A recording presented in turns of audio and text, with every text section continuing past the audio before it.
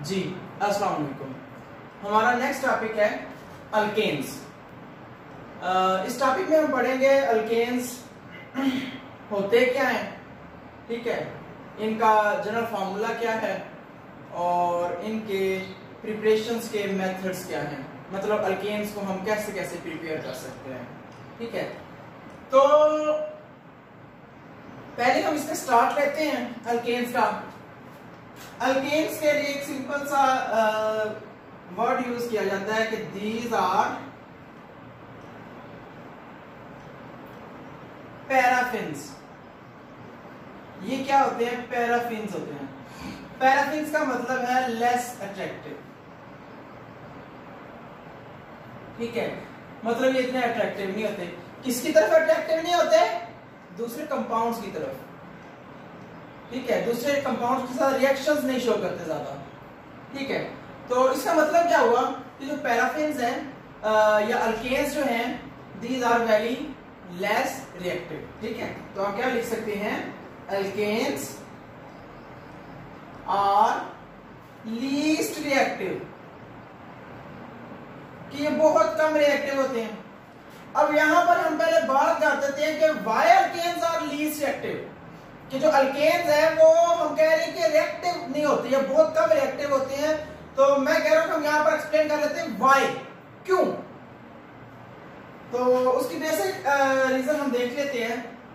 Alkanes में simple एक molecule को मैं डिस्कस कर लेता हूं, जो एक मॉलिक्यूल में कंसेप्ट होगा, ऑलमोस्ट वो सब मॉलिक्यूल्स में कंसेप्ट होगा। ठीक है, तो मेरे पास है मॉलिक्यूल CH4 मीथेन। अब कहा जा रहा है कि जी मीथेन जो है ये क्या है? ये वेरी लेस रिएक्टिव है। क्यों? उसकी क्या रीजन है? तो भाई आपको देखना पड़ेगा इसकी बॉन्डिंग स्ट्रक्चर पर, बॉन्डिंग अरेंजमेंट पर। अब जो कार्बन होता है इसकी इलेक्ट्रोनेगेटिविटी कितनी होती है? 2.5, और जो हाइड्रोजन होता है इसकी कितनी होती है? 2.2। अब कार्बन की इलेक्ट्रोनेगेटिविटी कितनी है? 2.5, हाइड्रोजन की कितनी है? 2.2। इसका मतलब है ये जो लाइन होती है ये किसको ज़ाहिर करती है? ये 2 इलेक्ट्रॉन्स में ज़ाहिर कर रही है, और वो शेयर्ड पेयर इलेक्ट्रॉन्स है, एक हाइड्रोजन का एक कार्बन का है। इसका मतलब क्या हुआ कि अब चूंकि इन दोनों की इलेक्ट्रोनेगेटिविटी में कोई मेजर डिफरेंस नहीं है, वेरी स्लाइट डिफरेंस, 0.3 का डिफरेंस है, इतना ज्यादा डिफरेंस है नहीं है। उस वजह से क्या होता है कि ये शेयर पेयर इलेक्ट्रॉन है, ये इनके दरमियान, इस कार्बन और हाइड्रोजन के दरमियान ऑलमोस्ट इक्वली शेयर्ड होता है। ठीक है, तो चूंकि ये कार्बन और हाइड्रोजन के दरमियान जो इलेक्ट्रॉन पेयर है ये इक्वली शेयर्ड है, इस वजह से अब इस कार्बन और हाइड्रोजन को कोई और काम करने की जरूरत ही नहीं रहती। क्यों नहीं रहती? उन दोनों को इक्वल शेयर मिल रहा है। अगर यहां पर ऐसा होता कि कार्बन की पावर ज्यादा होती, इसकी ऑलमोस्ट क्या है 3.53 होती, हाइड्रोजन की और कम होती, तो इनके दरमियान इलेक्ट्रॉन जो है वो अनइक्वल शेयर्ड होता। मतलब ये इलेक्ट्रॉन शेयर पेयर जो है वो ज्यादा कार्बन की तरफ होता, तो हाइड्रोजन को उसका पोर्शन परसेंटेज कम मिलता शेयर पेयर इलेक्ट्रॉन का, जिस वजह से हाइड्रोजन जो है वो रिएक्टिव हो जाता। हाइड्रोजन जो है वो किसी और मॉलिक्यूल की तरफ जाने की कोशिश करता, किसी और एटम्स की तरफ जाने की कोशिश करता, ताकि उधर से जाके जो कमी हो है वो उधर से कंप्लीट हो जाए। तो यहां पर चूंकि ऐसा कोई सिनेरियो नहीं है, यहां पर चूंकि कार्बन हाइड्रोजन में इक्वल शेयरिंग है, इस वजह से क्या हो रहा है कि ये बॉन्ड जो है क्या है? ये ऑलमोस्ट क्या है? नॉन पोलर बॉन्ड है। Alkanes are almost non polar, ये नॉन पोलर होते हैं, वेरी स्लाइट पोलैरिटी इनमें पाई जाती है। वो जैसे जैसे मॉलिक्यूल बड़ा हो जाता है वैसे वैसे भी बढ़ रही होती है। तो सेम जब इस कार्बन हाइड्रोजन का ये कंसेप्ट आ गया, इस कार्बन हाइड्रोजन का भी यही कंसेप्ट होगा, फिर इस कार्बन और ये हाइड्रोजन का भी यही कंसेप्ट होगा, फिर इस कार्बन और इस हाइड्रोजन का भी यही कंसेप्ट होगा। That means all hydrogen carbon bonds are non polar in alkanes. ठीक है, इस वजह से क्या होता है कि जो कार्बन जो अल्केन्स होते हैं वो क्या होते हैं? लीस्ट रिएक्टिव होते हैं, क्योंकि वो पहले ही नॉन पोलर है, रिलैक्स्ड है, नॉर्मल है, इसलिए वो किसी से ज्यादा रिएक्ट नहीं करते। ये तो हो गया सिंपल कंसेप्ट कि why alkanes are least reactive are called paraffins. ठीक है, उसके बाद हम इसका जनरल फार्मूला देखते हैं। अल्केन्स का जनरल फार्मूला क्या होता है? CnH2n+2। ये अल्केन्स का क्या है? जनरल फार्मूला है। अल्केन्स इस फार्मूले से रिप्रेजेंट किए जा सकते हैं। इसकी सैंपल्स ले लें। फॉर एग्जांपल आप कहते हैं जी मैंने प्रोपेन का फार्मूला लिखना है, ठीक है, मॉलिक्यूलर फार्मूला लिखना है, तो प्रोपेन के लिए कार्बन नंबर कितने होते हैं, मैट्रिक का है ये कंसेप्ट, कितना होता है 3, तो C3 हो जाएगा। N क्या है, N इसमें कार्बन नंबर है, कितने कार्बन नंबर होंगे, प्रोपेन में 3 होते हैं तो C3 हो गया। अब यहां पर क्या है, हाइड्रोजन 2 है, N कितना आ गया 3, तो ये 3 आ गया, प्लस कितना आ गया 2, इसको ओवरऑल रिजॉल्व कर देंगे, आ जाएगा 3, ये कितना आ गया 6 और 2 8, तो आपके पास क्या आ गया C3H8। So this is the molecular formula of propane. इसी तरह आप किसी भी अल्केन का जस्ट कार्बन नंबर आपको पता हो कि उस अल्केन में कितने कार्बन होते हैं, लाइक आप कह लें हेक्सेन है, उसमें 6 कार्बन होते हैं, तो आप जस्ट 6 कार्बन इधर पुट करें, इधर पुट करें, तो आपके पास उसका क्या आ जाएगा, मॉलिक्यूलर फार्मूला आ जाएगा। इसी तरह हेप्टेन, ऑक्टेन, डिकेन, आगे भी बहुत होते हैं, ये नंबर्स जाते हैं, लेकिन हम सिर्फ डिकेन तक ही सिलेबस में पढ़ते हैं, ठीक है। तो ये है जनरल फार्मूला अल्केन्स का कि किस तरह से इनको रिप्रेजेंट किया जाता है। अब हम आते हैं methods of preparing alkanes, alkanes को बनाने के मेथड कि अल्केन कैसे कैसे बनाया जा सकता है, ठीक है। वैसे तो बहुत से मेथड्स हैं अल्केन्स के, लेकिन आपकी बुक में कुछ प्रोमिनेंट जो रिएक्शंस हैं वो डिस्कस किए गए हैं, ठीक है, हम उनको देख लेते हैं। तो सबसे पहले है by the reaction of by the hydrogenation of alkenes। Alkenes को सिंपली क्या कर दें, अल्कीन्स के अंदर से सिंपली हाइड्रोजन गुजार दें। जब हाइड्रोजन गैस अल्कीन के अंदर से गुजारेंगे तो क्या होगा, ये हमारे पास जो है वो अल्केन प्रोड्यूस कर देगा। किस तरह से देख लें। इस रिएक्शन को स्पेशल सेंट्रल रिएक्शन भी कहते हैं साइंटिस्ट के नाम की बुनियाद पर, ठीक है। तो इस कंसेप्ट को देखिए जरा कैसे करता है। तो भाई देखिए, हमने सिंपल कंसेप्ट आपने लेना कहां से होता है, स्टार्ट कहां से होना है, देखिए by the hydrogenation of alkyne. तो इसका मतलब क्या हुआ, इस रिएक्शन में हम यूज क्या करेंगे, अल्कीन, और उसके बाद क्या हुआ, हम करेंगे उसकी हाइड्रोजनेशन। अब हाइड्रोजनेशन क्या होता है, हाइड्रोजन मॉलिक्यूल, ठीक है। हाइड्रोजनेशन का मतलब क्या हुआ, इसको कह देते होते हैं एडिशन ऑफ हाइड्रोजन। हम हाइड्रोजन की एडिशन को क्या कहते हैं कि जी वो हाइड्रोजनेशन हो जाता है। इसका मतलब क्या हुआ कि एडिशन ऑफ हाइड्रोजन। तो भाई इसकी एडिशन करके देख लें। अब ये एडिशन जो होती है वो होती है एक कैटलिस्ट की मौजूदगी में। आपको पता है कैटलिस्ट क्या होता है, जो किसी रिएक्शन को स्पीड अप करता है। तो भाई जिस तरह का कैटलिस्ट होगा उतनी ज्यादा स्पीड रिएक्शन की जो है वो बढ़ती जाएगी। तो इसकी कंडीशंस भी देख लें साथ में, और इसका रिएक्शन भी देख लें। ये हमारे पास है CH2 double bond CH2 plus H2, ठीक है। अब ये एक्वस रिएक्शन है, होगा क्या, अब चूंकि इसमें एक पाई बॉन्ड है तो होता क्या है कि एक हाइड्रोजन आकर इधर ऐड अप हो जाता है, एक हाइड्रोजन आकर इधर ऐड अप हो जाता है।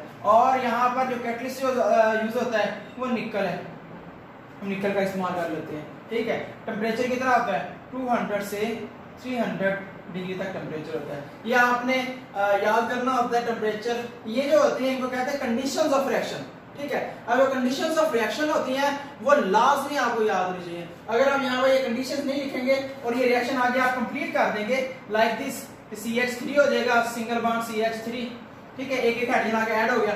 तो अगर आप इस रिएक्शन को ऐसे कंप्लीट कर देंगे और कंडीशंस नहीं लिखेंगे तो आपका आंसर कंप्लीट नंबर्स आपको नहीं देगा, ठीक है। तो सिंपल क्या हुआ फिर कि यहाँ से एक हाइड्रोजन इधर आया, एक हाइड्रोजन इधर आ गया, जो पाई बॉन्ड है इसमें से वीक बॉन्ड वो टूट जाता है, दोनों हाइड्रोजन एक साथ अटैच हो जाते हैं और आपके पास मॉलिक्यूल बन जाता है ईथेन, ठीक है। अब इस रिएक्शन में हाइड्रोजन ऐड अप क्या होता है, कैसे होता है, इस रिएक्शन का मैकेनिज्म कैसे होता है, ये आपके लिए एक सरप्राइज बात होगी, ये अभी तक किसी को पता ही नहीं है। अब मैकेनिज्म क्या होता है, पहले मैं ये बता दूं मैकेनिज्म क्या चीज है। मैकेनिज्म कहते हैं कोई रिएक्शन किस तरह से प्रोसीड करेगा, मतलब through which pathway, through which ways a reaction can be completed, वो क्या कहलाता है mechanism of reaction. Organic chemistry में बहुत यूज होता है ये ये कंसेप्ट जो है मैकेनिज्म का। अब इस रिएक्शन का मैकेनिज्म कैसे है, मतलब कैसे आगे हाइड्रोजन इधर यूज हुआ, कैसे ये हाइड्रोजन इधर यूज हुआ, क्यों बोला मैं ऐसी बात क्यों कर रहा हूं, क्योंकि सिंपल अल्फाज में अगर आप देखें इसी रिएक्शन को, ठीक है, तो ये निकल है, ये डी टेम्परेचर वगैरह जो है, ठीक है। अब अगर मैं इसको देखूं तो हाइड्रोजन कुछ ऐसे है, अब हाइड्रोजन ऐसे है, अब इस हाइड्रोजन का मतलब ये हाईली नॉन पोलर है, ऐसे है। क्यों नॉन पोलर, क्योंकि दोनों तरफ क्या इक्वल शेयरिंग हो रही है, दोनों तरफ सेम एटम है, इनके दरमियान जो इलेक्ट्रॉन पेयर है, शेयर पेयर इलेक्ट्रॉन, वो इक्वली शेयर्ड है। अब हाइड्रोजन को क्या ऐसी बनी, हाइड्रोजन को ऐसी क्या बनी कि वो हाइड्रोजन आगे आगे रिएक्शन में हिस्सा ले, वो तो स्टेबल है, वो तो नॉर्मल है। तो फिर वो कह रहा है कि इस रिएक्शन का क्या मैकेनिज्म है, किस मैकेनिज्म के थ्रू ये प्रोसेस होता है, ये अभी तक क्या है, अननोन है। ना तो इस हाइड्रोजन में कोई पोलैरिटी आ सकती, ना एक कोई कांसेप्ट है, तो अभी तक ये क्या है, एग्जैक्टली अननोन है। फिर क्या कहा जाता है, फिर इस रिएक्शन के बारे में एक छोटा सा हिंट दिया जाता है कि होता क्या है कि हमारे पास जो मेटल है उसकी हम सरफेस बना लेते हैं, ये मेटल सरफेस होती है। मतलब मेटल सरफेस का मतलब क्या हुआ कि हमने जो कह रहे हैं कि मेटल एज कैटलिस्ट यूज कर रहे हैं, हम इसको पाउडर फॉर्म में यूज करते हैं, पाउडर फॉर्म में हम इसको यूज किया, ठीक है, पाउडर फॉर्म में ये यूज हुई, यहाँ पर ये मेटल बढ़िया, इसके ऊपर हम इथेन जो इथीन है इसके मॉलिक्यूल रख देते हैं, जैसा कि ये मैं हाइड्रोजन नहीं लगा रहा, अंडरस्टूड है, ठीक है। तो होता क्या है, चले लगा देते हैं, ये आपके पास होता क्या है, इसमें होता है कि हाइड्रोजन ये मॉलिक्यूल आता है इधर की, तो कुछ बुक्स में ये लिखा हुआ है कि सिंपल होता है कि ये हाइड्रोजन पहले अगर इसके साथ अटैचमेंट शो कर देता है और ये हाइड्रोजन इसके साथ अटैचमेंट शो करता है, जब ये अटैचमेंट शो होती है तो हमारे पास क्या होता है कि ये बॉन्ड जो है वो टूट जाता है, ठीक है। मतलब क्या हुआ कि जो हाइड्रोजन है वो इस तरह से एक दूसरे के साथ लिंकेज शो कर लेते हैं, ये दोनों सरफेस के ऊपर पड़े होते हैं।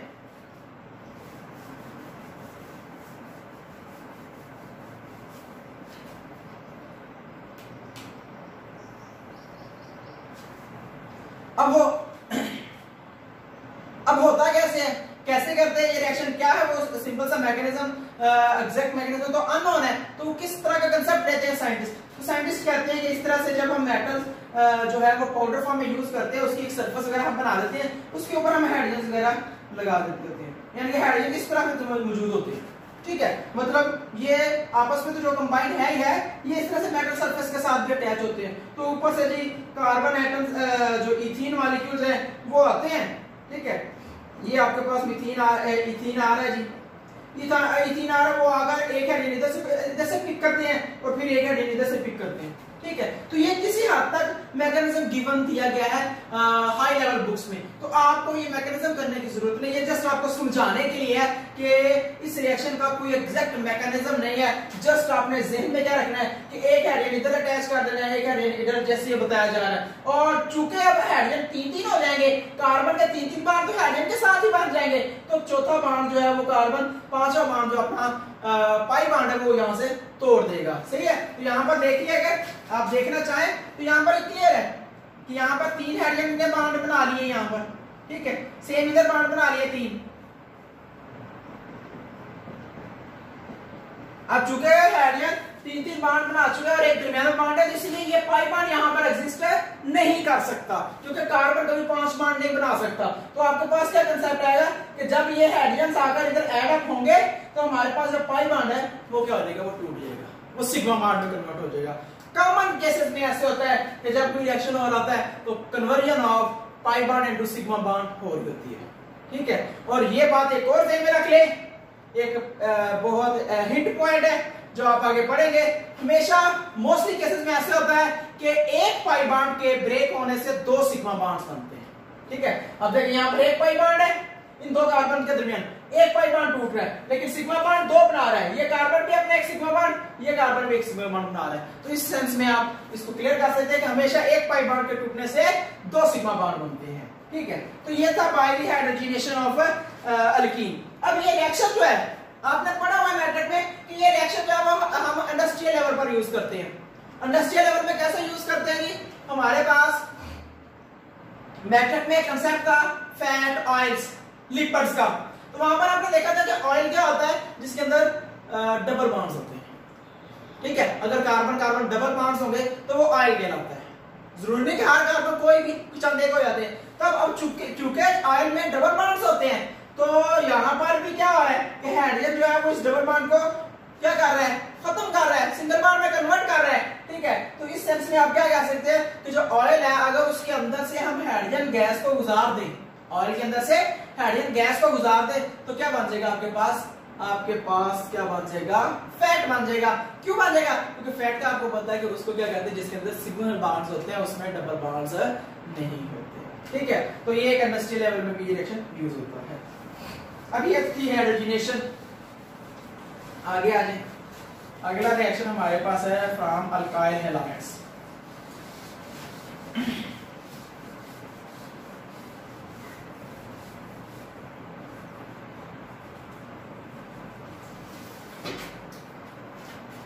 ठीक है,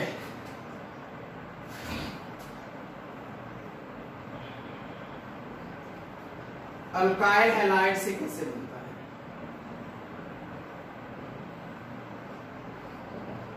ठीक है, अब अल्काइल हैलाइड्स क्या होते हैं या किस तरह से अल्काइल हैलाइड से ये रिएक्शन कंप्लीट होता है? तो पहली बात तो ये समझ लें कि अल्काइल का मतलब क्या है। Basic conception, long chain alkane minus hydrogen.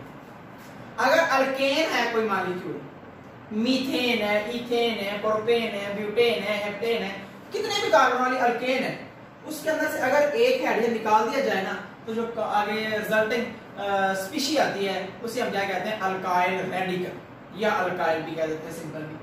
ठीक है, तो यहाँ पर कौन सा अल्काइल, मैं एक एग्जांपल ले लेता हूँ। ये मीथेन है CH4, इसके अंदर से एक H मैंने निकाल दिया, क्या बच गया CH3, तो this is the methyl radical और this is the methyl alkyl group. ठीक है, तो इस तरह से अगर इथेन है उसके अंदर से एक हाइड्रोजन निकाल दें इथाइल, प्रोपेन है प्रोपेन के अंदर से एक हाइड्रोजन निकाल दें प्रोपाइल, ब्यूटेन के अंदर से निकाल दें ब्यूटाइल। तो इस तरह से ये कंसेप्ट आपके पास क्या आ गया कि अल्काइल क्या होता है, किसी भी अल्केन में से एक हाइड्रोजन निकाल दिया जाए।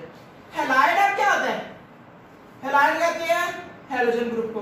हैलोजन ग्रुप के लिए हम सिंपल क्या यूज करते हैं, वो हमारे पास सिंबल होती है X की। X का मतलब है जड़ ग्रुप। फॉर एग्जांपल इसका मतलब फ्लोरीन भी हो सकता है, क्लोरीन भी, ब्रोमीन भी, आयोडीन भी, और कोई भी इसमें आ सकता है। तो अल्काइल हैलाइड क्या हो गया, अल्काइल हैलाइड के लिए हमारे पास सिंपल रिप्रेजेंटेशन क्या होगी, अल्काइल को हम रिप्रेजेंट करते होते हैं R से, हैलाइड को किया X से, क्या बन गया अल्काइल हैलाइड। तो इसका मतलब क्या हुआ कि वो जो मैं कह रहा हूं कि CH3 मैं कह रहा हूं इसके अंदर से एक हाइड्रोजन निकल चुका है, अगर वो जहां पर हाइड्रोजन निकला वहां पर अगर कोई हाइड्रोजन लग जाए लाइक Cl लग जाए तो ये क्या बन गया अल्काइल हैलाइड, मतलब मिथाइल क्लोराइड। क्लियर है? तो ये बात आपके पास ज़हन में आनी चाहिए कि अल्काइल हैलाइड क्या चीज होती है। अब अल्काइल हैलाइड आ गया, अब इस रिएक्शन में कंडीशंस क्या होती हैं, क्या क्या कौन कौन सा मटेरियल यूज होता है वो जरा देख लें। होता क्या है, अल्काइल हैलाइड आता है, मैं RX की लगा देता हूं। ठीक है, और इसका रिएक्शन होता है जी किसके साथ, जिंक के साथ। ठीक है, इन the presence of aqueous halogenation, aqueous halogenation की मौजूदगी में। ठीक है, कैसे, सिंपल हैलोजनेशन क्या होगा भाई, सिंपल है, ये H है, एसिड के साथ क्या लगा दें, हैलोजन लगा दें, ये क्या आ गया हैलोजन एसिड, ये हैलोजन है, ये प्रोटॉन एसिड को रिप्रेजेंट करता है, HCl is halogen acid, HBr लगा दें, HBr क्या है हैलोजन एसिड, आप HF लगा दें, वो क्या है हैलोजन एसिड, आप HI लगा दें, ये क्या, ये सारे हैलोजन एसिड्स हैं। तो हैलोजन एसिड को एक्वस फॉर्म में यूज करना है। एक्वस का मतलब क्या होता है, वाटर की मौजूदगी में। उसकी रीजन एक सिंपल सी ये होती है, आपने पढ़ा हुआ है, ये फर्स्ट ईयर में था, ये 8th में और शायद 8th चैप्टर में ही था कि जब एक्वस एसिड का यूज करते हैं तो वो ज्यादा आयनाइजेशन हो जाती है उसकी। ठीक है, अकेले वाटर की या अकेले एसिड की इतनी आयनाइजेशन नहीं होती जितनी एक्वस एसिड की होती है। चले वो एक सेपरेट कांसेप्ट है, हम देखते हैं कि एक्वस एसिड के साथ यूज होकर कैसे इस्तेमाल होता है ये। ठीक है, अब होता क्या है, एसिड को लिखना तो ऐसे होता है कि HX, यहां पर आपकी बुक में क्या लिखा हुआ है, उसने सिंपली क्या कर दिया है, इस H के दरमियान इनको भी आयनाइज कर दिया है। तो उसमें कंफ्यूज नहीं होना आपने, असल में इसका मतलब यही है ना, एसिड का मतलब तो यही है। अब एसिड होता क्या है, एसिड होता क्या है? एसिड कहते हैं कि इसके अंदर से क्या हो जाता है, प्रोटॉन रिलीज हो जाता है, वो प्रोटॉन देता है। तो भाई सिंपल सी बात है, जब ये प्रोटॉन जाएगा यहां से H पॉजिटिव की शक्ल में, तो पीछे क्या बचेगा, X नेगेटिव बचेगा ना। ये हाइड्रोजन कभी बॉन्ड अपना लेकर नहीं जाता होता, कंसेप्ट क्लियर कर ले। हाइड्रोजन कभी भी किसी भी मॉलिक्यूल के अंदर से अपना बॉन्ड लेकर नहीं जा सकता, बहुत कम कंडीशंस होती हैं, वो बताऊंगा आगे आके, ठीक है। तो जब हाइड्रोजन यहां से जाएगा तो वो प्रोटॉन की शक्ल में जाएगा, इलेक्ट्रॉन अपना जो शेयर वाला इलेक्ट्रॉन वो भी उसको देकर जाएगा, तो हाइड्रोजन क्या हो जाएगा, वो नेगेटिव चार्ज में आ जाएगा। सही है। इसका मतलब क्या हुआ, जब भी किसी एसिड से प्रोटॉन निकलता है तो साथ एक एनाइन बनता है। कंसेप्ट को ज्यादा देखना तो आप मैट्रिक और एफएससी के फर्स्ट ईयर में जा सकते हैं, तो साथ एनाइन बनता है। तो भाई यहां पर उसने जस्ट उसके प्रोटॉन और एनाइन को आयनाइज्ड फॉर्म में लिख दिया, इसमें कंफ्यूजन है तो बात तक नहीं है, ठीक है। तो ये तो आपके पास आ गया कि रिएक्टिंग स्पीशीज क्या होगी। अब चूंकि ये रिएक्शन वाटर की वजह से होता है तो मैंने वाटर ऊपर लिख दिया, वाटर एज यहां जस्ट सॉल्यूशन है। अच्छा जी, अब होता क्या है, अब एक क्राइटेरिया तो ये हो सकता है कि जी H है वो X के साथ दोबारा मिल जाए HX बना दे। तो पहली बात तो ये कि हमारा जो टारगेट जो है वो नहीं अचीव होगा अगर हम इस कंसेप्ट को ले लें, ठीक है। हो भी सकता है कि HX मिल जाए, लेकिन होता क्या है, एक्चुअल सेंस में होता क्या है कि जो जिंक है वो इस X के साथ रिएक्शन करता है, जिंक X के साथ रिएक्शन करता है, ठीक है, हाइड्रोजन नहीं करता। उसकी रीजन क्या है, इस रीजन को समझने के लिए पहले आपको एक साइड कंसेप्ट की तरफ आना पड़ेगा। वो कंसेप्ट है electro positivity and electro negativity. अच्छा, यहां पर आप देखें कि अगर आपके पास एक नेगेटिव आयन होगा और एक पॉजिटिव आयन होगा, जैसे कहें दो नेगेटिव आयन है एक पॉजिटिव आयन है, तो क्या होगा, मैं तो ऐसे सिंपल एग्जांपल देता हूं आपको कि एक आपके पास है H आयन, ठीक है, एक आपके पास है let's suppose A negative ion, एक आपके पास है B नेगेटिव, ये कोई भी दो और आयन है, तो क्या होगा, इन तीनों में क्या कंसेप्ट होगा, या ये H इसके साथ जाएगा या इसके साथ, ऐसे ही होगा ना। कभी ऐसा तो नहीं होगा कि ये जो है वो इसके साथ आके आपस में अटैचमेंट शो कर ले, नेगेटिव की तरफ चला जाए, ऐसा तो पॉसिबल नहीं है। ये H यहाँ इधर जाएगा या H इधर आएगा। अब यहाँ पर कंसेप्ट क्या है, जो जिंक होता है ये एक मेटल है और ये हाईली इलेक्ट्रोपॉजिटिव होती है, ये एक इलेक्ट्रोपॉजिटिव मेटल है, ठीक है। और X क्या होता है, X होता है highly electronegative halogens, the most electronegative elements in the periodic table. अब फिर क्या हुआ, अब यहां पर जिंक जो है वो फिर हाइड्रोजन के साथ रिएक्शन करता है। यहां पर एक और कंसेप्ट ध्यान में रखें, हाइड्रोजन जो होता है ये भी इलेक्ट्रोपॉजिटिव होता है, लेकिन मेटल की निस्बत हाइड्रोजन की इलेक्ट्रोपॉजिटिविटी कम होती है। तो फिर होता क्या है कि जो जिंक है वो इन हाइड्रोजन्स के साथ आपस में कॉम्बिनेशन शो करता है। चूंकि जिंक की वैलेंसी 2 आती है तो दो हाइड्रोजन के साथ बॉन्डिंग बनाता है, तो जिंक क्या होता है फिर ये वो दोनों हाइड्रोजन्स को अपने साथ अटैच करा देते हैं। क्यों कराते हैं, due to electronegativity electropositivity attraction, ठीक है, कि ये हाईली इलेक्ट्रोपॉजिटिव है, ये उस एलिमेंट के साथ रिएक्शन करेगा जो हाईली इलेक्ट्रोनेगेटिव होगा। जैसे वो मैंने कंसेप्ट बता दिया कि अगर एक नेगेटिव होगा तो वो पॉजिटिव की तरफ जाएगा और नेगेटिव की तरफ नहीं जाएगा। ये नहीं होगा कि जिंक जो है वो हाइड्रोजन के साथ कॉम्बिनेशन कर ले इन द प्रेजेंस ऑफ हाइड्रोजन। हाँ, ये हो सकता है, अगर ये हाइड्रोजन ना होता इधर फिर ये जिंक जो है हाइड्रोजन के साथ में भी रिएक्शन कर लेता, लेकिन इन the presence of highly electronegative element zinc can not be react with H, ठीक है। तो ये आपके पास सिंपल कंसेप्ट आ गया। अब होगा क्या, जिंक जो है नेक्स्ट के साथ रिएक्शन करके क्या बना देगा, ZnX2, जिंक हैलाइड बन गया, मेटल हैलाइड बन गया। और पीछे अब क्या बचा, पीछे भाई सिंपल सी बात है R बचा और क्या बच गया H। अब R क्या होता है, अल्काइल ग्रुप, अल्केन के अंदर से एक H निकला हो, यहां पर मैं क्या कह रहा हूं, अल्केन के अंदर आगे एक H ऐड हो गया। अब अल्केन में चूंकि आगे एक H ऐड हो गया तो ये अल्केन हो जाएगा, ठीक है। तो ये आपके पास एक सिंपल कंसेप्ट हो गया अल्काइल हैलाइड्स के कैसे आप अल्केन्स बना देंगे, ठीक है, ये कंसेप्ट हो गया। अब हम जरा एग्जैक्ट एग्जांपल इसकी ले लेते हैं। ताकि आपको सिंपल सी क्लियरेंस भी हो जाए कैसे होता क्या है, कौन सा मॉलिक्यूल कैसे कैसे रिएक्शन होगा, क्या मॉलिक्यूल बनेगा, कौन सा अल्केन बनेगा। ठीक है, अब लेते हैं एग्जांपल, मैं ले लेता हूं CH3 CH2X, सॉरी मैं Cl ही लगा लेता हूं। ये क्या है, इथाइल क्लोराइड, प्लस मैंने क्या यूज किया, जिंक, प्लस क्या मैंने यूज किया, हैलोजन एसिड, मैं Cl ही लगाता हूं। कोशिश करें सेम सेम यूज हो।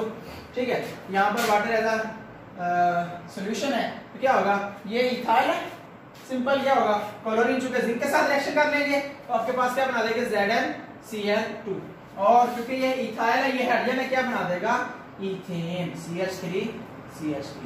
तो this is the alkane you have prepared from alkyl halides. ठीक है, तो this is the general reaction alkyl halide से हो गया। अब हम नेक्स्ट आते हैं,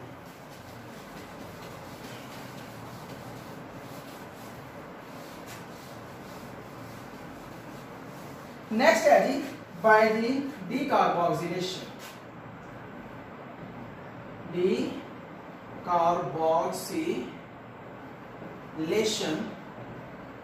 ऑफ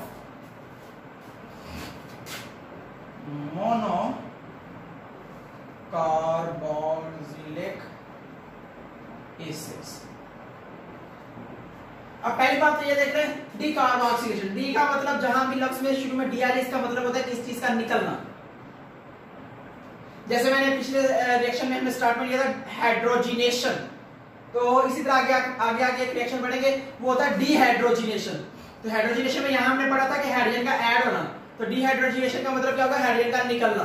तो यहाँ पर डीकार्बोक्सिलेशन है, डी का मतलब क्या है, रिमूव होना। कार्बोक्सिलेशन का मतलब क्या होगा, आप कह लें कार्बन डाइऑक्साइड के मोनोकार्बोक्सिलिक एसिड एक कंपाउंड होगा आपके पास, उसके अंदर से कार्बन डाइऑक्साइड क्या निकलना, उसके निकलने से क्या हो जाएगा आपके पास अल्केन बन जाएगा। अब होता क्या इसमें होता यह है कि जब आप फैटी एसिड को ट्रीट करवाते हैं, रिएक्शन करवाते हैं विद सोडा लाइम, तो आपके पास ये प्रोडक्ट अल्केन में कन्वर्ट होता है। अब इसमें सोडा लाइम क्या होता है, पहले ये देखने, it is the mixture of caustic soda NaOH plus quicklime CaO, इन दोनों के मिक्सचर को क्या कहते हैं, सोडा लाइम। ठीक है, इन दोनों का मिक्सचर यूज होगा और उसको फैटी एसिड के साथ रिएक्शन करवाएंगे तो क्या बन जाएगा, उसके अंदर से कार्बन डाइऑक्साइड खारिज होगी और आपके पास क्या बन जाएगा, अल्केन। फैटी एसिड क्या होता है, फैटी एसिड लिखने लॉन्ग चेन कार्बोक्सिलिक एसिड्स। ठीक है, एक होता है कार्बोक्सिलिक एसिड जिसके अंदर क्या हो, जिसके अंदर C, जैसे मैं R लगा देता हूं COOH। अब जिस रिएक्शन के जिस कंपाउंड के अंदर COOH होगा वो क्या होगा, वो कार्बोक्सिलिक एसिड होगा। ठीक है, अब R का मतलब क्या है, लॉन्ग चेन, कार्बन है, अल्केन चेन है, अल्काइल चेन है। ठीक है, तो ये अगर ये कार्बन की चेन लॉन्ग होगी, लाइक 10 कार्बन 15 कार्बन कोई 20 कार्बन होगी और साथ COH लगा होगा, कार्बोक्सिलिक एसिड लगा होगा, तब इसको क्या कहेंगे, फैटी एसिड। नॉर्मल को हम कार्बोक्सिलिक एसिड ही कहते हैं, फैटी एसिड नहीं कहते। मसलन ये आपके पास है HCOOH, तो ये एक कार्बोक्सिलिक एसिड तो होगा, ये फैटी एसिड नहीं होगा। ठीक है, तो फैटी एसिड में क्या आएगा, अगर ये लॉन्ग चेन आपके पास चले जाए। तो ये तो हो गया जी बेसिक कंसेप्ट कि इसमें क्या क्या मॉलिक्यूल यूज होगा, कैसे कैसे होगा। अब हम रिएक्शन की तरफ आ जाते हैं। असल में इसमें मोनोकार्बोक्सिलिक एसिड जो होता है उसका साल्ट यूज होता है। ठीक है, लाइक दिस मैं इधर लगा देता हूं RC++O नेगेटिव Na पॉजिटिव। तो ये असल में ये मॉलिक्यूल कुछ इस तरह का था, RC++OH, असल में ये था कार्बोक्सिलिक एसिड। हुआ क्या, इसका साल्ट बन गया। अब साल्ट और एसिड में क्या फर्क होता है, जो है जरा 9th क्लास के सेकंड चैप्टर में एसिड्स वाले चैप्टर में वहां पर जाकर देखें जरा मेटल एसिड और साल्ट में क्या फर्क होता है। तो वहां पर आपने कंसेप्ट पढ़ा है कि salts are formed by the removal of the replacement of protons, hydrogen ions hydrogen atoms of acid with a metal atom. तो यहाँ पर जस्ट उन्होंने क्या किया हुआ है कि यहाँ पर जस्ट उसने हाइड्रोजन की जगह क्या लगा दिया है, Na लगा दिया है। अब Na चूंकि पॉजिटिव आयन रखता है तो ये आयनिक बॉन्ड बन गया इनके दरमियान, ये एक कोवलेंट बॉन्ड नहीं है, ठीक है। तो ये आपके पास साल्ट है जी, इसे क्या कहेंगे, साल्ट ऑफ सोडियम साल्ट, चूंकि ये सोडियम है, sodium salt of carboxylic acid, इसे ये नाम है, ठीक है।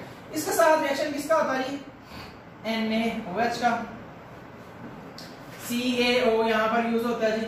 ये दोनों को कंबाइन करते हैं, मिक्सचर को क्या बन गया, सोडा लाइम। हीट करते हैं जी इसको, तो आपके पास बनता क्या है, सिंपली होता क्या है, जरा समझिए, सिंपली होता क्या है। अब इसमें डीकार्बोक्सिलेशन होती है। अब डीकार्बोक्सिलेशन का मैंने पहले बता दिया मतलब क्या है, कार्बन डाइऑक्साइड का खारिज होना।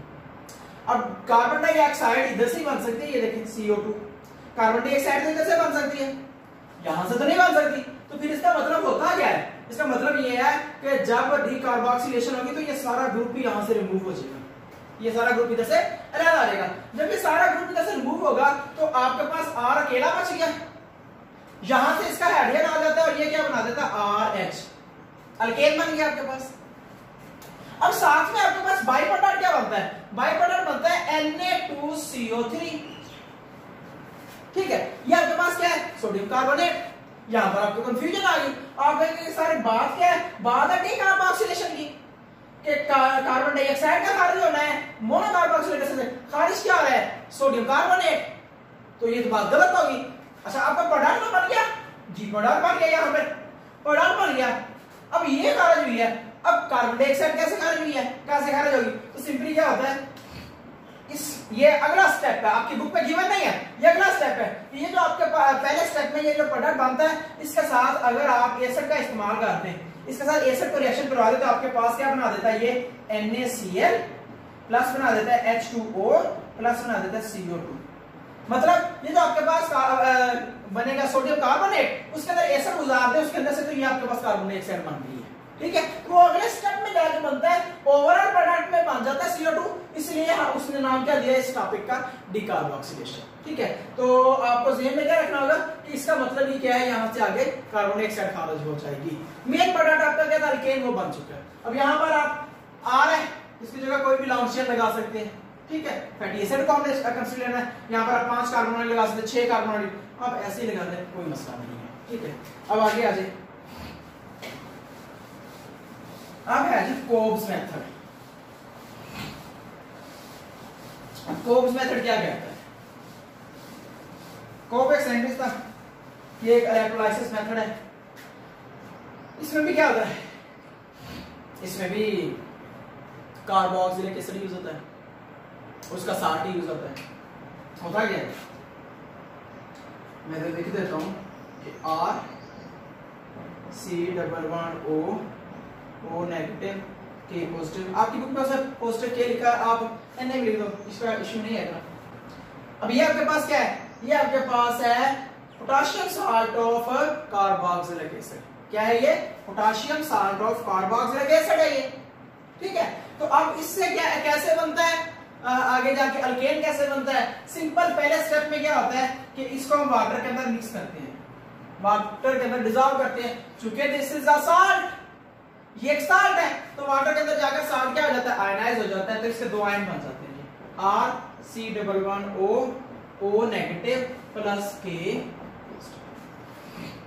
अब मैंने शुरू में बताया कि कोब्स मेथड जो होता है, कोब्स मेथड, ठीक है, कोब्स मेथड जो होता है उसमें इलेक्ट्रोलाइसिस होती है, मतलब वो एक इलेक्ट्रिकल प्रोसेस है जिसमें से बिजली की मदद से, बिजली गुजारने से जो है वो रिएक्शन को प्रोसीड करवाते हैं। तो अब होता क्या है, पहले स्टेप में हम वाटर के अंदर उसको आयनाइज कर देते हैं, अगले स्टेप में क्या होगा, यहाँ पर 2 आयन बन गए, एक नेगेटिव आयन एक पॉजिटिव आयन।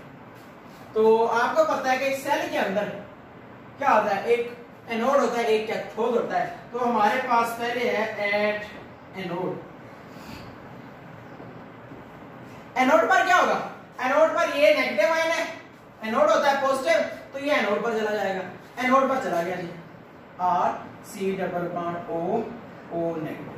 जब ये एनोड पर गया ना, तो एनोड पर जाने से जब इसके अंदर से इलेक्ट्रिसिटी गुजरेगी, करंट गुजरेगा, तो ये क्या करेगा, इसके अंदर से करंट जो है इलेक्ट्रिसिटी होती है वो अब सिंपल कंसेप्ट मिले वो उसके अंदर से इलेक्ट्रॉन को रिमूव करा देती है।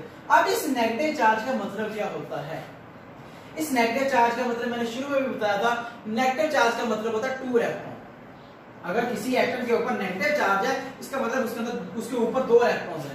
मतलब यहां पर अगर आप 2 इलेक्ट्रॉन्स को ऐसे कंबाइन करके लगा दे या नेगेटिव चार्ज लगा दे, बात एक ही है।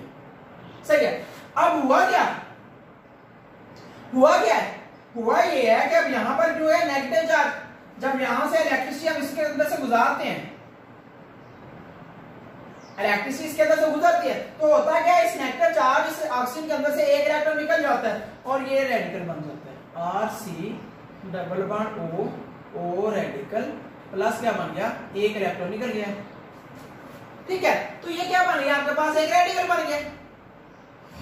अब आपको पता है कि जो फ्री रेडिकल्स होते हैं दीज आर वेरी अनस्टेबल, ये अपने आप को स्टेबलाइज करते हैं। अब वो स्टेबल कैसे करें, एनोड पर तो है ही वो चीज अकेली। ठीक है, और क्या चीज इसके साथ आकर रिएक्ट कर जो ये स्टेबल हो जाए। तो फिर होता क्या है, अगले स्टेप में ये इलेक्ट्रॉन था, इस स्टेबलाइज करने के लिए होता क्या है, इसका ये इलेक्ट्रॉन इधर आ जाता है। हाफ एरो लगा रहा हूं क्योंकि एक इलेक्ट्रॉन होता है। जब आप कभी कंप्लीट एरो लगाएंगे ऑर्गेनिक केमिस्ट्री का मतलब 2 इलेक्ट्रॉन की शिफ्टिंग होती है जहां मर्जी जाए। हाफ एरो का मतलब होता है एक इलेक्ट्रॉन की शिफ्टिंग।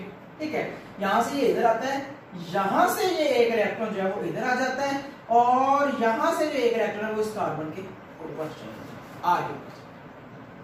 फिर रिपीट कर लें, ऑक्सीजन पर एक इलेक्ट्रॉन था, उसके अपने को रिएक्ट करना था, स्टेबलाइज करना था, रेडिकल था, तो इसका एक इलेक्ट्रॉन इधर आ गया।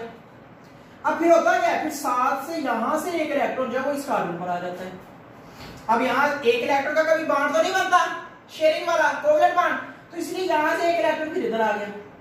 अब जब यहां से एक इलेक्ट्रॉन इधर आ गया तो यहां पर 2 इलेक्ट्रॉन हो जाएंगे और यहां से अब हर बॉन्ड में 2 इलेक्ट्रॉन होते हैं, तो यहां से एक इलेक्ट्रॉन उधर चला गया, एक इलेक्ट्रॉन जो बचा वो आर के ऊपर आ जाएगा और आपके पास क्या बन जाएगा, आपके पास बन गया आर रेडिकल। ठीक है, प्लस आपके पास क्या बना, CO2। CO2 बना क्या नहीं, जब ये बॉन्ड इधर चला जाएगा ये कार्बन कार्बन डबल बॉन्ड हो जाएगा और ये ऐसे हो जाएगा C double bond O double bond O और इसको क्या कहते हैं CO2। अब इसको होता क्या है, ठीक है, अब यहां पर क्या बच गया, अकेला R। ठीक है, अब होता क्या है, अब यहां पर ध्यान रख लें कि बहुत से जो रिएक्शन है उस रिएक्शन के अंदर सिर्फ एक मॉलिक्यूल तो नहीं इसका यूज होगा, बहुत से मॉलिक्यूल्स होते हैं। सही है, यानी कि ये कार्बोक्सिलिक जो mono salt potassium salt of carboxylic acid है, इसमें एक मॉलिक्यूल तो नहीं हमने यूज किया होगा, पता नहीं कितने हजारों करोड़ों कितने इसके कंपाउंड्स मॉलिक्यूल्स वगैरह यूज हुए होंगे, आयंस यूज हुए होंगे। ठीक है, तो लेट हम इधर इसमें सिंपलिसिटी इस रिएक्शन को देने के लिए, इस रिएक्शन को कंप्लीट करने के लिए, किस तरह से ये रिएक्शन कंप्लीट होता है, हम यहाँ कहते होते हैं कि यहाँ पर 2 मॉलिक्यूल इसके आते होते हैं। 2 मॉलिक्यूल आएंगे, यहाँ से 2 ये बनेंगे, 2 ये बनेंगे।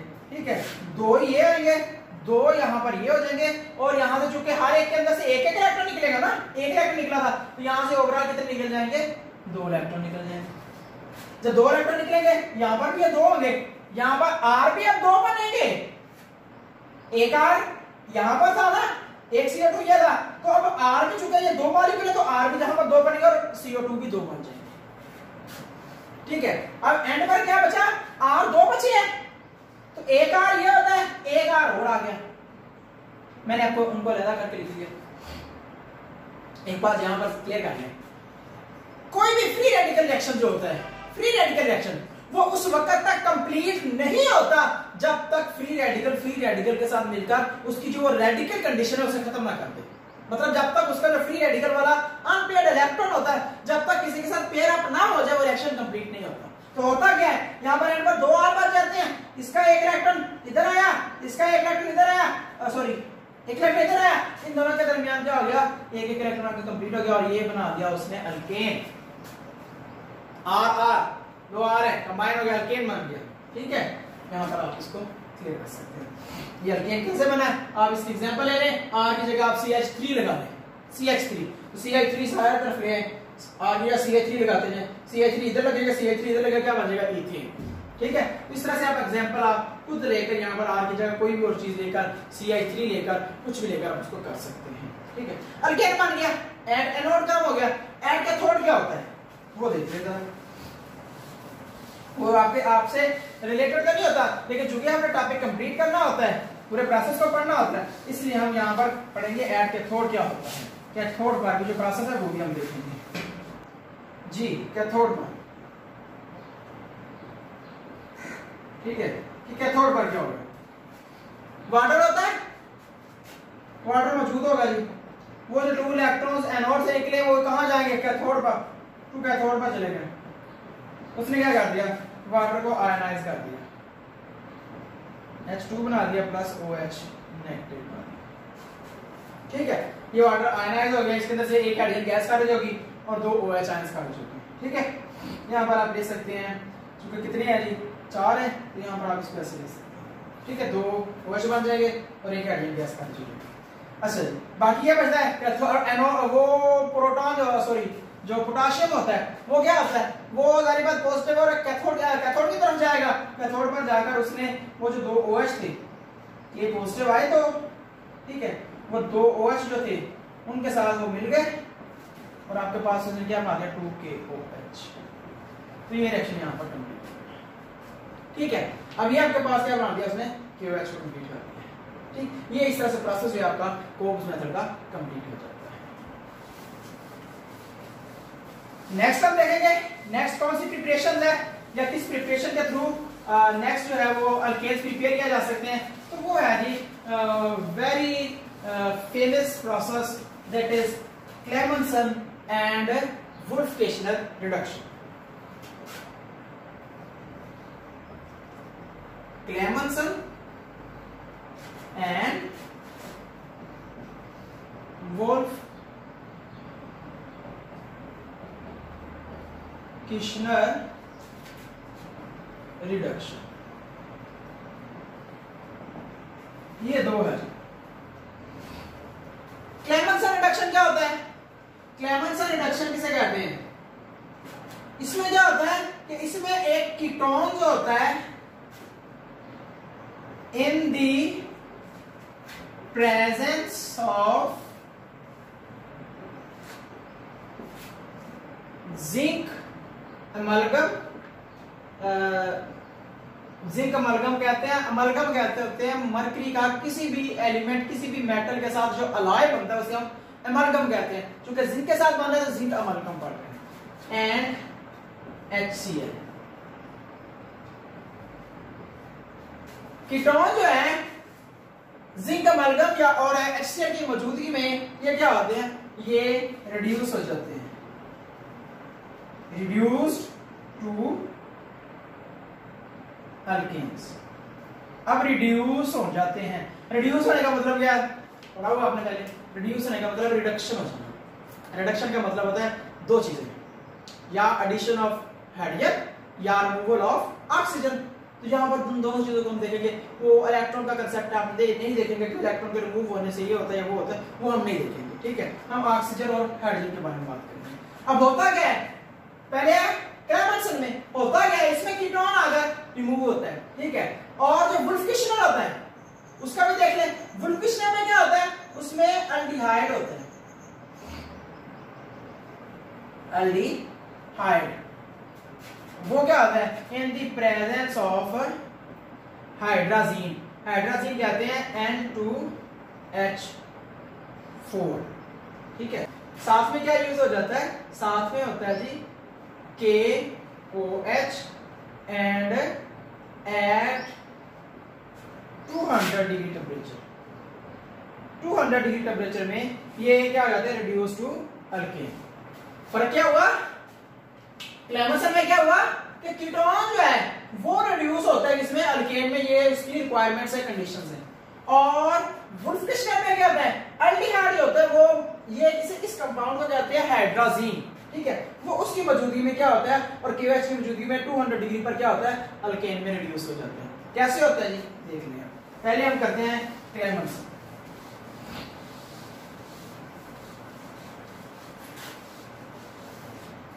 पहली बात तो हम कीटोन के बारे में बात कर लें। 7 चैप्टर में हमने थोड़ा सा देखा था, मैं इधर क्लियर करता हूं। कीटोन और एल्डिहाइड में क्या फर्क होता है। इस ग्रुप को नाम नाम देते हैं जी कार्बोनाइल ग्रुप, और ये आपकी ऑर्गेनिक केमिस्ट्री में हर जगह घूमे फिरेगा, इसलिए इसको याद रखें, ये क्या है, कार्बोनाइल ग्रुप। ठीक है, इस कार्बोनाइल ग्रुप के अगर एक तरफ हाइड्रोजन हो, दूसरी तरफ कुछ भी हो, कुछ भी हो, यहां पर हाइड्रोजन हो, कार्बन हो, दोनों में से कुछ भी हो, यहां पर चलो मैं आर लगा दूं, आर का मतलब कार्बन हाइड्रोजन कुछ भी है, अगर एक तरफ इस कार्बोनाइल ग्रुप का क्या होगा, H होगा, तो उसे हम क्या कहते हैं, एल्डिहाइड। ठीक है, और अगर इसी कार्बन, मैं एक और लगा लेता हूं, अगर इसी कार्बोनाइल ग्रुप के दोनों तरफ हाइड्रोजन की बजाय कार्बन हो, दोनों तरफ कार्बन हो, यहां पर एक तरफ हाइड्रोजन हो, दूसरी तरफ कार्बन हो, हाइड्रोजन हो, कुछ भी हो, यहां पर अगर दोनों तरफ इस ग्रुप का क्या हो, कार्बन हो, तो उसे क्या कहते हैं, कीटोन। तो ये पहले कंसेप्ट क्लियर कर लिए, फंक्शनल ग्रुप्स होते हैं एल्डिहाइड ग्रुप और कीटोन, और इन दोनों एल्डिहाइड कीटोन पर आपका पूरा चैप्टर एक मौजूद है, 12वां चैप्टर, वहां पर हम इसकी मजीद डिस्कशन करेंगे। तो ये आपके पास क्लियर हो गया। अब हम जरा इस रिएक्शन की तरफ आते हैं। कीटोन है, कीटोन आपके पास क्या है, C डबल बॉन्ड O, यहां पर मैं क्या लगा दिया, CH3, यहां पर क्या लगा दिया, CH3, ये कीटोन है, दोनों तरफ कार्बन है इस कार्बोनाइल ग्रुप के। ठीक है, इसमें होता क्या है, रिडक्शन क्या है, एडिशन ऑफ हाइड्रोजन। यहां पर जो हाइड्रोजन यूज होती है वो एटॉमिक फॉर्म में यूज होती है, उसे आप इंग्लिश में नेसेंट हाइड्रोजन, उर्दू में नौजायदा हाइड्रोजन भी कहते हैं, बहुत ज्यादा रिएक्टिव होती है एटॉमिक हाइड्रोजन, 4 एटम उसके यूज होते हैं जी। ठीक है, और आपके पास क्या बना देता है, देखिए जरा, यहां पर होगा क्या, रिडक्शन ऑफ कीटोन है। रिडक्शन ऑफ कीटोन का मतलब क्या हुआ, ये कीटोनिक ग्रुप है, ये कीटोनिक ग्रुप है, इस ग्रुप की रिडक्शन होगी। इस ग्रुप की रिडक्शन कैसे होगी, सिंपल क्या होगा, बाकी इन दोनों में तो कुछ भी नहीं हो सकता, क्यों नहीं हो सकता भाई, इधर भी 3 हाइड्रोजन, इधर भी, ये तो पहले स्टेबल है, कार्बन के साथ इक्वल आराम से बैठे हुए हैं, और इनको किसी पाई बॉन्ड, यहां पर कोई पाई बॉन्ड, किसी किस्म की कोई सिचुएशन नहीं है कि यहां रिएक्शन दे, तो हमारे पास क्या होगा कि H3C CH2 CH3 प्लस बन जाता है जी। अब क्या हुआ, यहां पर कार्बन था, ये पाई बॉन्ड, इसकी रिडक्शन हुई, इस बॉन्ड की, इस बॉन्ड की रिडक्शन में 2 हाइड्रोजन आके इस कार्बन के साथ अटैच हो गए, एडिशन ऑफ हाइड्रोजन हो गया, यहां पर एडिशन ऑफ हाइड्रोजन हो गया, और चूंकि इस मॉलिक्यूल से अब ऑक्सीजन निकल रहा है, removal of oxygen from ketone, तो ये क्या हो जाएगा, ये भी रिडक्शन हो जाएगा। तो ये एक सिंपल सा सिनेरियो है, इसके लिए हमारे पास रिक्वायरमेंट्स क्या है, zinc amalgam in the presence of HCl, तो ये आपके पास क्या होगी, क्लेमेंट्स रिडक्शन। वुल्फ किस्में में क्या होगा, वो किसी तरह से H3C C double bond O, मैं H लगा लेता हूं। ठीक है, अब इसमें क्या होगा, इसमें भी 4 हाइड्रोजन आएंगे, कंडीशंस थोड़ी चेंज हो जाती है, इसमें हाइड्रोजन होता है N2H4 in the presence of KOH and 200 degree temperature, क्योंकि ये होता है। ठीक है, आपके पास क्या होगा, इस ग्रुप की रिडक्शन हो रही है, तो यहां पर आकर 2 हाइड्रोजन ऐड कर दो भाई, बात खत्म, H3C single bond CH3 plus क्या बन गया H2O। So this is the wolf-Kishner reduction. हुआ क्या इसमें, इसमें देखिए ये ग्रुप रिड्यूस हो रहा है, एल्डिहाइड या कीटोन की रिडक्शन है, तो यहां पर क्या होगा, एल्डिहाइड ग्रुप रिड्यूस हो गया, ये ग्रुप को तो कुछ नहीं होगा, क्योंकि इसके 3 बॉन्ड देखें, इसको मैं खोल के लिख देता हूं, ये देखिए इसके 3 बॉन्ड बने हुए हैं, ना कोई पाई बॉन्ड इसमें, ना कोई ऐसा सिनेरियो कि ये कार्बन कहीं रिएक्शन में दे ऐसा, तो क्या होगा, फिर इसी ग्रुप पर ये रिएक्शन होगा। क्यों होगा, क्योंकि यहाँ पर ये पोलैरिटी भी है और यहाँ पर पाई बॉन्ड भी है, वीक बॉन्ड भी मौजूद है, जहां पर पाई बॉन्ड मौजूद होगा वो रिएक्टिव साइट होगी। फिर रिपीट कर रहा हूं, पाई बॉन्ड, डबल बॉन्ड और ट्रिपल बॉन्ड, जिसमें पाई बॉन्ड्स होते हैं, are the reaction sites for organic compounds. ठीक है, ये अल्केन्स, अल्कीन, अल्काइन के हाथ में कह रहा हूं। तो ये था जी Wolff Kishner and Clemmensen reduction. Last है जी आपके पास ग्रिग्नार्ड रिएजेंट। ग्रिग्नार्ड रिएजेंट से कैसे रिडक्शन होती है। अब ग्रिग्नार्ड रिएजेंट क्या होता है, उस पर जरा फोकस कर ले। 11th चैप्टर अल्काइल हैलाइड में ग्रिग्नार्ड रिएजेंट के ऊपर एक ब्रीफ नोट लिखा हुआ है, एक ब्रीफ डिस्कशन, रिएक्शंस वगैरह दिए हुए हैं, आपको वहां पर उसकी क्लैरिटी होगी। मैं यहां पर ग्रिग्नार्ड रिएजेंट को ज्यादा डीपली नहीं लूंगा, मैं सिर्फ उसका यहाँ सिर्फ रिएक्शन और थोड़ी सी एक्सप्लेनेशन दूंगा, क्योंकि वहां पर हम ज्यादा इसको पढ़ेंगे, अभी इधर नहीं पढ़ेंगे। ग्रिग्नार्ड रिएजेंट, अब ग्रिग्नार्ड रिएजेंट से कैसे रिएक्शन होता है, देखिए ग्रिग्नार्ड रिएजेंट होता है क्या, ये मैं इसका जनरल फार्मूला लिख रहा हूं, RMgX। This is the general formula for Grignard reagent. Alkyl magnesium halide, ये इसका जनरल फार्मूला होता है। ठीक है, ये आपके पास किसका फार्मूला हो गया, ग्रिग्नार्ड रिएजेंट का जनरल फार्मूला, आरएमजीएस में पढ़ लेते हैं। ठीक है, इसका और भी इसका नाम होता है इस तरह के कंपाउंड्स का, ग्रिग्नार्ड रिएजेंट को आर्गेनो मेटालिक कंपाउंड भी कहते हैं। अब आर्गेनो मेटालिक कंपाउंड क्या होते हैं, सिंपल सी बात, अगर ऑर्गेनिक कंपाउंड में मेटल आ जाए, ये ऑर्गेनिक कंपाउंड है ना, ये एक ऑर्गेनिक कंपाउंड है अल्काइल हैलाइड, इसके अंदर मेटल आ गया है तो इसलिए क्या कहते हैं, ऑर्गेनो मेटालिक। ठीक है, ऑर्गेनिक कंपाउंड के अंदर क्या आ गया, मेटल एटम आ गया। तो ये इसका जनरल फार्मूला होता है। इसमें आप थोड़ी सी पोलैरिटी के बारे में देख लें, इस पर नेगेटिव चार्ज पार्शियल, इस पर पॉजिटिव, इस पर नेगेटिव। इस पार्शियल नेगेटिव पॉजिटिव बॉन्ड की वजह से क्या होता है, Grignard reagent is the most reactive species in the organic chemistry. Grignard reagent organic chemistry में ऑलमोस्ट इतने ज्यादा रिएक्टिव स्पीशीज है कि ये एग्जिस्ट ही नहीं करता। मतलब क्या हुआ इसका, कि ये आप कहेंगे जी लैब में चले जाए, वहां से ग्रिग्नार्ड रिएजेंट उठा लेंगे, या आप कहेंगे जी मैं किसी केमिकल शॉप पे जाता हूं तो वहां से मैं कहता हूं मुझे ग्रिग्नार्ड रिएजेंट दे दे, नहीं, इट डू नॉट एग्जिस्ट, ये एग्जिस्ट नहीं करता, ये इतना रिएक्टिव है। फिर वो एग्जिस्ट कैसे करता है, हमने इसको पढ़ता कैसे, इसका मतलब ये होता है, हम आगे पढ़ेंगे 11 चैप्टर में, थोड़ा सा डिस्कशन दे रहा हूं कि होता क्या है, ग्रिग्नार्ड रिएजेंट इतना रिएक्टिव होता है कि ये रिएक्शन के दौरान ही इसे प्रोड्यूस करना पड़ता है और दौरान ही यूज हो जाते हैं, बचता नहीं है। अगर सपोज करें आपने रिएक्शन के दौरान प्रोडक्ट का इस्तेमाल नहीं किया, अभी दूसरा इसके साथ जिसके रिएक्शन करवाना है उसको यूज नहीं किया, तो ये किसी और चीज के साथ रिएक्शन करके खत्म कर देगा। तो इसलिए ये बहुत ज्यादा सेंसिटिव और बहुत ज्यादा रिएक्टिव स्पीशीज होती है। ये इसका जनरल फार्मूला है, हम इसका एग्जांपल लेंगे और इस कांसेप्ट को खत्म करेंगे। सबसे कॉमन नोन जो ग्रिग्नार्ड रिएजेंट है वो यही है जो मैं अभी ड्रा कर रहा हूं, ethyl magnesium bromide is the actual Grignard reagent. ये एक मॉलिक्यूल था जिसको ग्रिग्नार्ड ने फर्स्ट टाइम प्रिपेयर किया था, इसी बुनियाद पर फिर क्या कहते हैं, इसको ग्रिग्नार्ड रिएजेंट कहते हैं। लेकिन अब इसको ग्रिग्नार्ड रिएजेंट को इथाइल की बजाय मिथाइल लगा लो, प्रोपाइल लगा लो, ब्यूटाइल, कुछ भी लगा लो, कोई फर्क नहीं पड़ता। ठीक है, तो हमारे पास क्या रहेगा, ये इसके साथ वाटर का रिएक्शन होता है जी। वाटर में क्या होता है, वाटर में एक OH नेगेटिव होता है, एक क्या होता है पॉजिटिव। असल में ये ऐसे होता है, असल में ये ऐसे होता है, ऐसे होता है। लेकिन चूंकि हमें सिर्फ एक प्रोटॉन को यूज करना है, एक हाइड्रोजन को यूज करना है, हम इसको क्लोज करके इसको बंद करके लिख देते होते हैं, क्योंकि इस हाइड्रोजन की हमें जरूरत नहीं, इसमें हमें एक हाइड्रोजन यूज होना है। यहां पर क्या होगा, पार्शियल नेगेटिव, ये पॉजिटिव, ये नेगेटिव। तो भाई होता क्या है, यहां पर एक और कंसेप्ट दे दूं, अब आगे आप पढ़ेंगे। ऑर्गेनिक केमिस्ट्री में बहुत कम चांसेस ऐसे होंगे जहां पर आप कार्बन एटम के ऊपर नेगेटिव चार्ज देखेंगे, ये नेगेटिव लगा हुआ है, या पार्शियल नेगेटिव देखेंगे। ठीक है, यहां पर ग्रिग्नार्ड रिएजेंट में इसके ऊपर क्या है, नेगेटिव चार्ज है। यही इसका जो अनयूजुअल कैरेक्टर है, नेगेटिव चार्ज और कार्बन, यही इस मॉलिक्यूल को क्या बनाता है, रिएक्टिव बनाता है। तो होता क्या है, अब चूंकि ये मॉलिक्यूल है, इस मॉलिक्यूल में ये हाईली पोलर बॉन्ड है, तो ये बॉन्ड जो है वो इस प्रोटॉन पर अटैक करता है और ये बॉन्ड इधर शिफ्ट हो जाएगा। अब यहां पर शिफ्टिंग वो बॉन्ड समझ ले, देखिए जी यहां पर क्या है, ये आपके पास है, एक आपके पास OH है और आपको पता है ऑक्सीजन की इलेक्ट्रोनेगेटिविटी ज्यादा है, तो यहां पर जो हाइड्रोजन और ऑक्सीजन में जो इलेक्ट्रॉन पेयर शेयर है ना, उसका ज्यादा पोर्शन किस तरफ है, ऑक्सीजन की तरफ है, क्योंकि वो ज्यादा इलेक्ट्रोनेगेटिव, उससे इलेक्ट्रॉन को ज्यादा खींचा हुआ है। तो भाई यहां से जब इस बॉन्ड ने जाकर इस हाइड्रोजन पर अटैक किया तो क्या हुआ, ये पूरा इलेक्ट्रॉन पेयर ऑक्सीजन की तरफ चला गया। क्यों, उसने पहले अपनी तरफ खींचा हुआ था। जब यहां से इस बॉन्ड ने इस हाइड्रोजन को पुश किया, अब यहां पर एक और कंसेप्ट देख ले, यहां पर ये बॉन्ड हाइड्रोजन पर अटैक क्यों करता है, ये बात क्लियर कर ले।